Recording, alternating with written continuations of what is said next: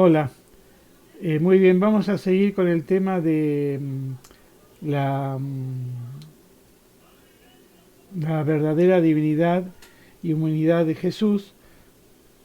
Antes lo habíamos hecho en los sinópticos, es decir, Mateo, Marcos y Lucas, y ahora vamos a proseguir con San Juan. En primer lugar, entonces, la humanidad de Jesús.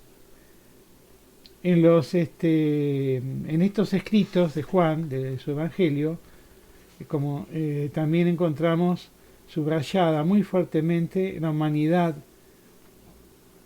de Jesús. Juan tuvo un contacto íntimo con Jesús, como todos los demás apóstoles, y dejó profundas huellas en él.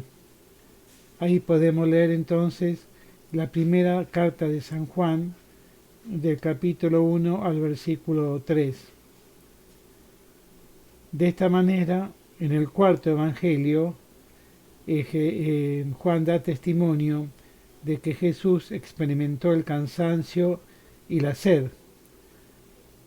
Ahí tenemos el capítulo 4, versículo 6, de que también tuvo amigos como Lázaro y sus hermanas María y Marta. Capítulo 11, versículo 5. Y un discípulo predilecto, que era precisamente Juan. En el capítulo, podemos leer el capítulo 13, versículo 23. También Juan nos dice que Jesús lloró y se angustió interiormente ante la tumba de su amigo Lázaro, a quien va a resucitar. Capítulo 11 de los versículos 33 a 38. Angustia que volvió a experimentar cuando se acercaba en su pasión.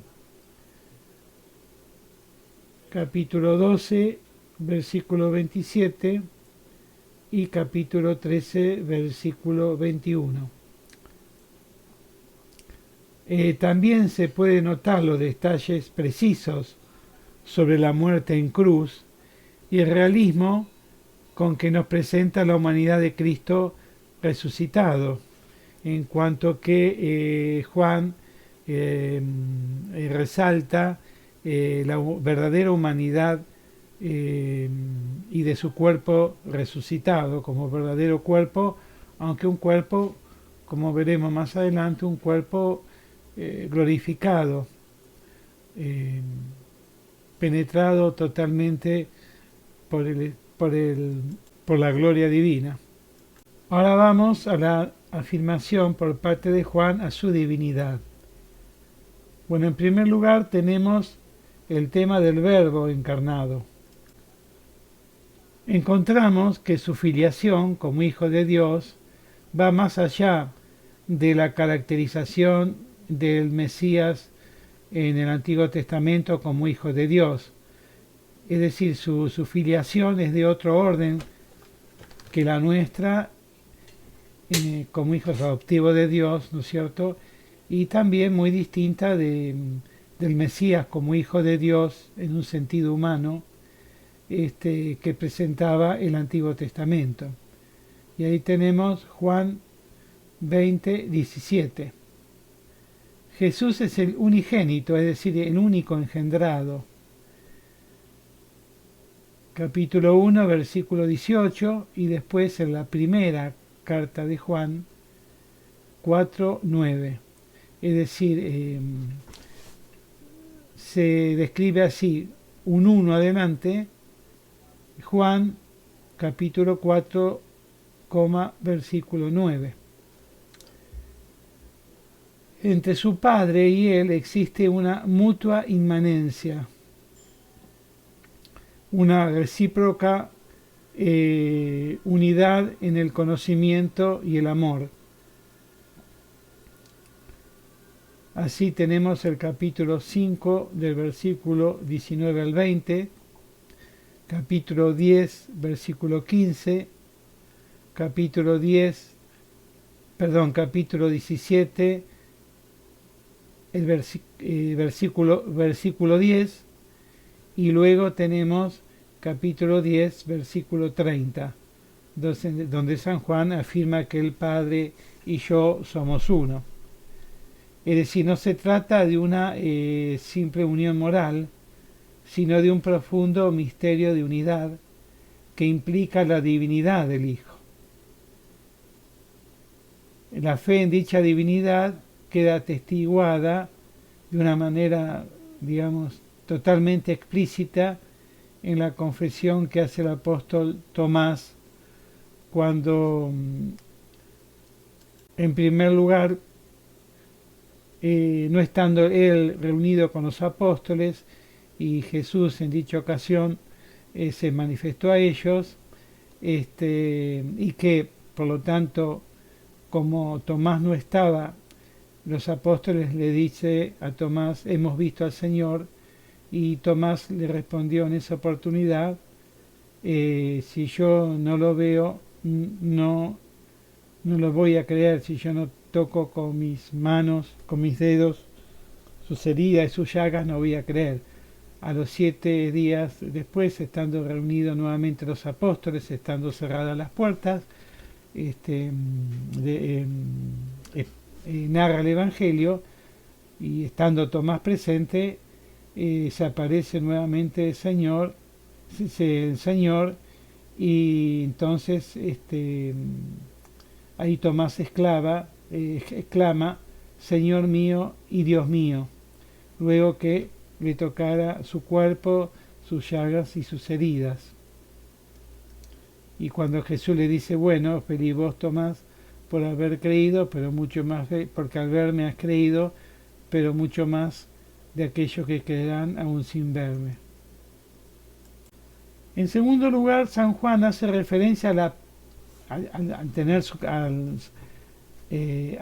afirmar su carácter divino, hace referencia a su preexistencia eterna de Jesús como Dios.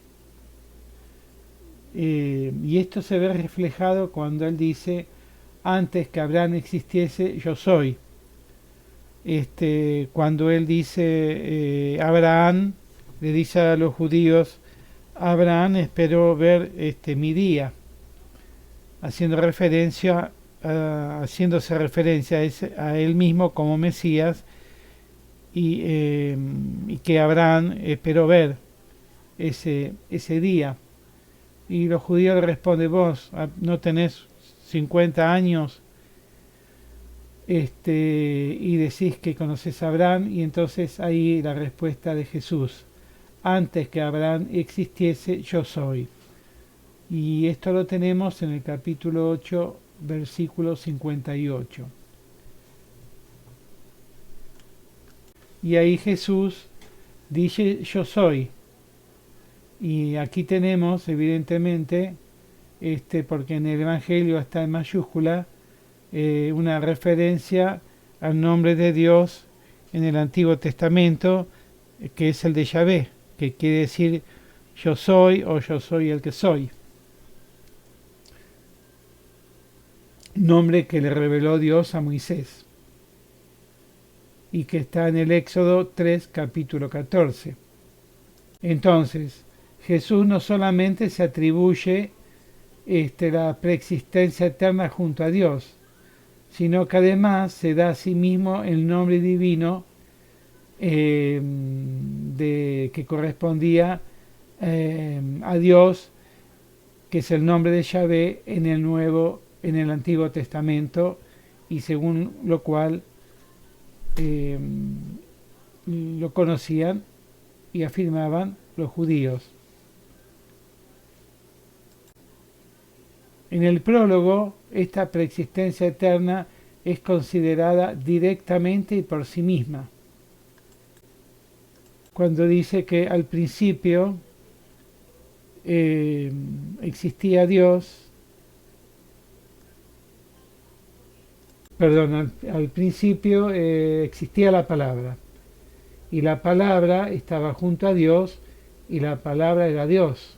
Afirmación totalmente explícita, porque la palabra se referencia a Cristo, que es la palabra o el verbo de Dios hecho carne, es decir, Es lo mismo que digamos, al principio existía Jesucristo y la palabra, y Jesucristo estaba junto a Dios y Jesucristo era Dios.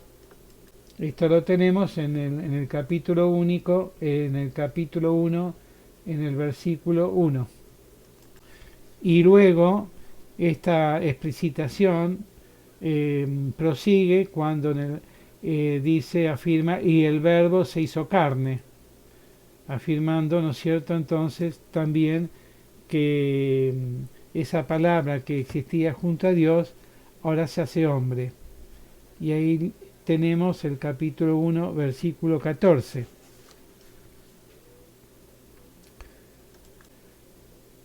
También afirma San Juan, Jesús es la luz del mundo, capítulo 8, versículo 12.